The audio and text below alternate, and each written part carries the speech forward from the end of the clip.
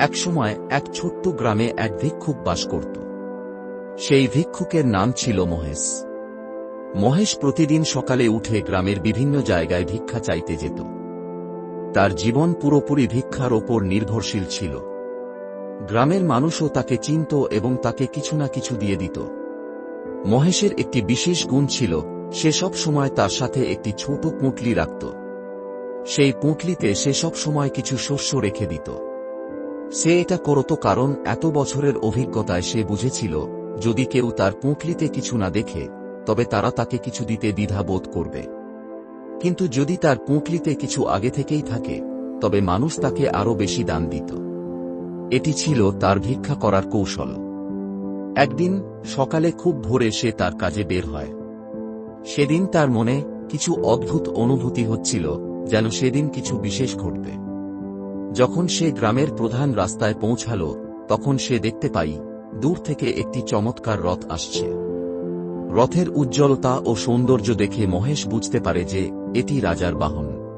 মহেশ মনে মনে ভাবল, আহা, আজ তো আমার ভাগ্য খুলে গেল।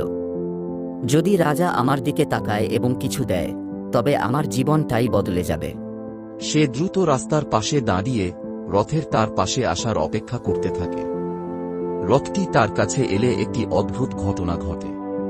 রথটি তার কাছে এসে থেমে যায়। মাধব অবাক হয়ে যায়। তার চোখ বড় হয়ে যায় যখন সে দেখে রাজা নিজে রথ থেকে নেমে তার দিকে এগিয়ে আসছেন। এখন মাধবের কল্পনা আরও জোরালো হয়ে ওঠে। সে ভাবতে থাকে, রাজা নিশ্চয়ই তাকে প্রচুর সোনারূপা বা বট কিছু উপহার দেবেন। কিন্তু তখন আরেকটি আশ্চর্য ঘটনা ঘটে। রাজা তার নিজের পুঁটলি খোলে এবং সেটি মহেশের সামনে বাড়িয়ে দেন। মহেশ হতবাক হয়ে যায়। রাজা নম্রভাবে বলেন, ভাই, আমার প্রতি দয়া করো এবং আমাকে কিছু ভিক্ষা দাও। মহেশের বিশ্বাস হচ্ছিল না। সে ভাবতে লাগল, এটা কিভাবে সম্ভব? রাজা আমার কাছে ভিক্ষা চাইছেন কেন? তখন রাজা বললেন, এটি আমার জন্য খুব গুরুত্বপূর্ণ। আমাদের রাজ্যে একটি বড় বিপদ আসছে এবং রাজ্যের মহান জ্যোতিষীরা বলেছেন, যদি আমি এই বিপদ থেকে রক্ষা পেতে চাই, তবে আজ সকালে আমি প্রথম যে ব্যক্তিকে দেখব, তার কাছ থেকে ভিক্ষা চাইতে হবে। তুমি সেই ব্যক্তি। দয়া করে আমাকে কিছু দান করো। এখন মহেশ দ্বিধায় পড়ে ভাবতে থাকে, আমি রাজাকে কি দান করব? আমি নিজেই তো একজন ভিক্ষুক। আমার নিজেরও তো বিশেষ কিছু নেই। যদি আমি রাজাকে কিছু দেই, তবে আমার কাছে আর কি থাকবে? অনেক ভেবেচিন্তে সে তার পুঁটলি থেকে একটি ছোট শস্য দানা বের করে এবং রাজার পুঁটলিতে ফেলে দেয়। রাজা মুচকি হেসে মাথা নত করেন এবং তার পুঁটলি বন্ধ করে নেন। তারপর তিনি রথে ফিরে যান। মহেশ দেখে রাজা কিছু না বলেই চলে গেলেন। তার মনে এক ধরনের অস্বস্তি কাজ করে। সে ভাবতে থাকে, আমি কি ঠিক করলাম? রাজা তো নিজেই এত ধনী।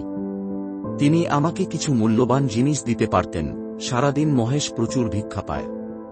তার পুঁটলি শস্য, টাকা ও কাপড়ে ভরে যায়। কিন্তু তার মনে একটি অদ্ভুত অস্বস্তি থেকে যায়। সন্ধ্যায় যখন সে বাড়ি ফিরে যায়, তার স্ত্রী তাকে দেখে বলে, আজ তো তোমার নাম পুরো গ্রামে ছড়িয়ে গেছে। সবাই বলছে রাজা তোমার কাছ থেকে ভিক্ষা চেয়েছেন। আহা, তুমি কত মহান!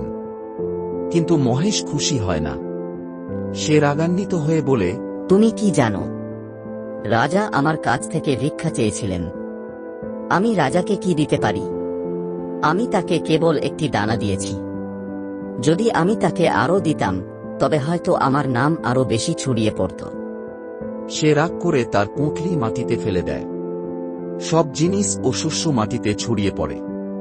হঠাৎ সেই শস্যের মধ্যে একটি ঝলমল করা শস্য দানা তার চোখে পড়ে। এটি সেই দানা যেটি সে রাজাকে দিয়েছিল। সেই দানাটি অবিশ্বাস্য কোনো চমৎকারের কারণে সোনায় পরিণত হয়েছে এবং পুনরায় তার কাছে ফিরে এসেছে। মহেশ হতবাক হয়ে যায়।